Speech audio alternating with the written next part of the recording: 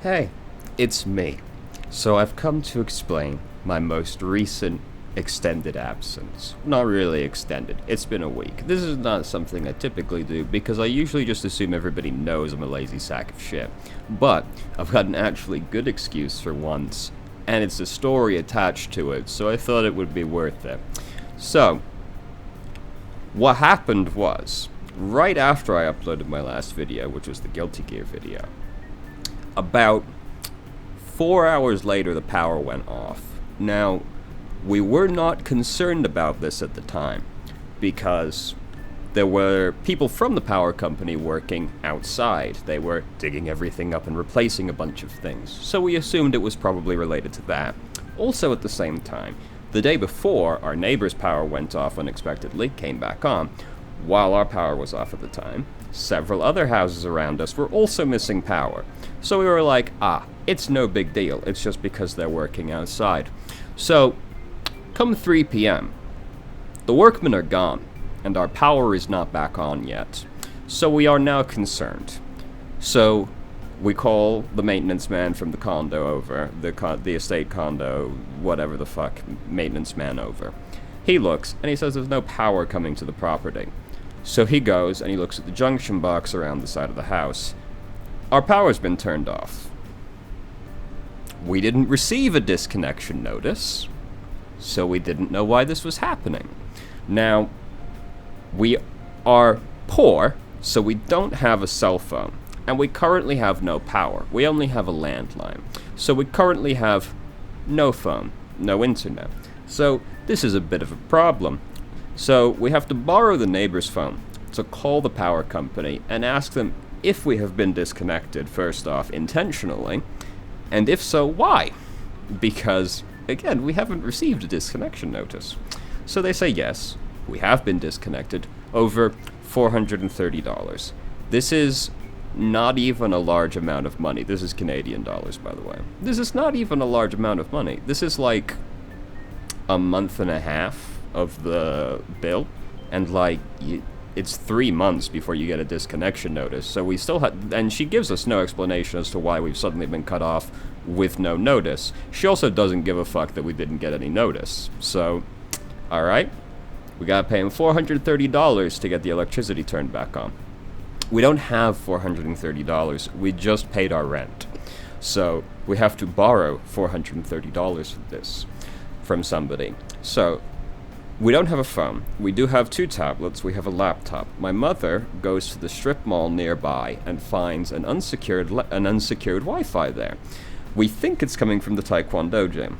So she connects to that, contacts somebody, asks if we can borrow the money. We don't know what the answer was because all of the electronics at this point are dead because she went over there to have like 5% battery left. So, because we didn't really know we needed to be saving power for this exact moment. So, now, all the electronics are dead. We don't know if we've got the money.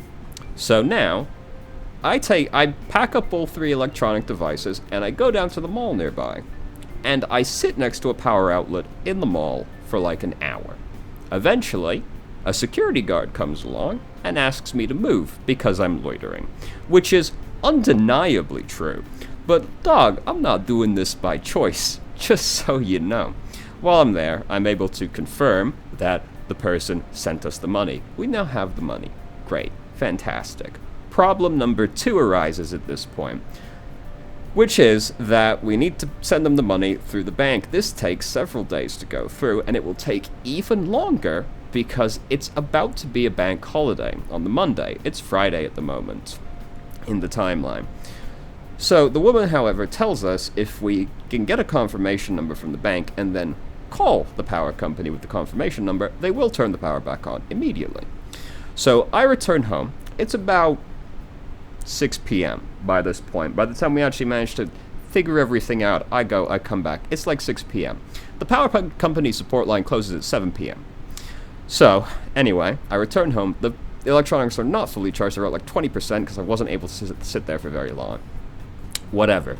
So my mother goes back across to the strip mall, does the Wi-Fi again, and is able to send the money through the bank to the power company, or start the process anyway.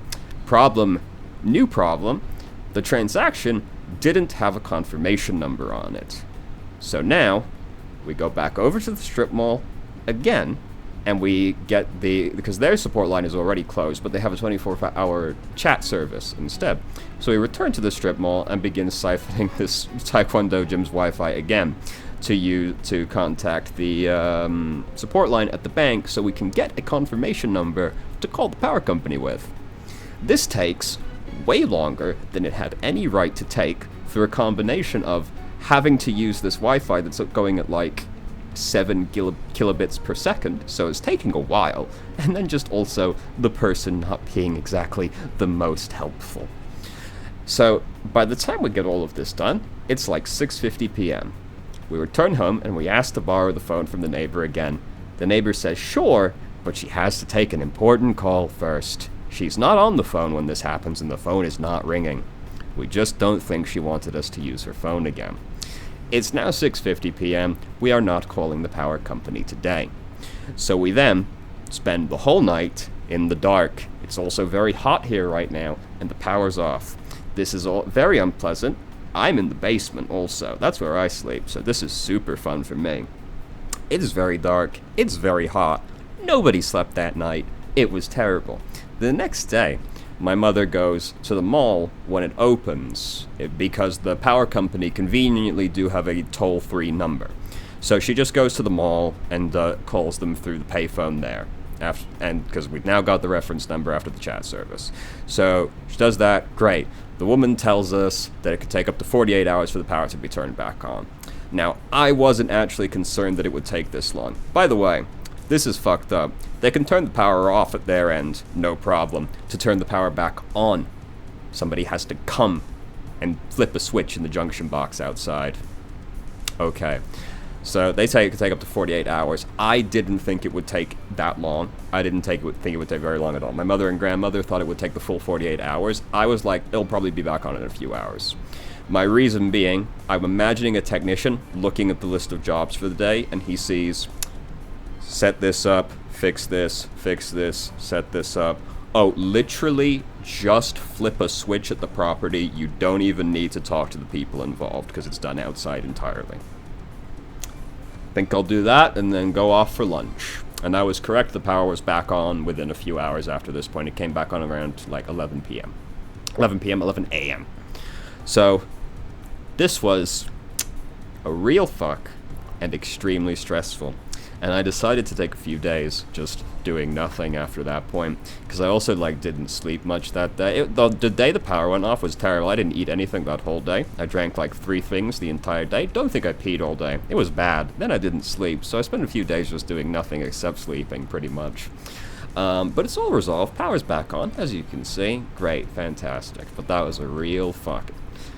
It would have just been nice if we'd gotten some forewarning that it was going to happen. Just, whatever. Anyway, so that's all resolved now. Great fun. I suppose it was helped in the long run because I also was thinking around the time, do I want to keep doing the Overwatch content? Mostly just because of all the stuff that's been going on at Blizzard lately, which is do I really want to support the company in any way? And after thinking about it, I bought Overwatch the day it came out in 2016. And I'm not really encouraging anybody to buy the game. If anything, I probably discourage people from doing it because I shit talk Blizzard pretty frequently, and they definitely deserve it right now. Most recent news, by the way, J. Allen Brack, the president of Blizzard, has left the company, so fantastic news. We did it, team. I believe their head of HR also left the company at this point as well, which is, yeah, probably should replace everybody that worked in HR, actually. Yeah, all of them. Every single one of them. Anyway, so, yeah, my thinking is that I will, though, keep doing it because I'm not really supporting them. And I'm not encouraging people to buy the game. So, and also just, I don't have a huge following or anything, but, as far as I'm concerned, I have more of a responsibility to the people that do follow for the Overwatch content than to worry about, supporting Blizzard. Especially with some of the very nice emails I've gotten from people and, over the years, not just recently or anything. I feel like I have more of a responsibility to them than worrying about supporting Blizzard, so I am going to. So this is just to explain what's been going on. Tomorrow will be resuming content, which will be a VoD review tomorrow, and then I'm still going to do, I'm planning to alternate with Guilty Gear stuff, because I do just really like Guilty Gear Strive. With then, like, Sundays remaining, same as always, but that's the plan. So anyway, just so you know what's going on, it's been real fun. So, yeah, see you tomorrow, hopefully.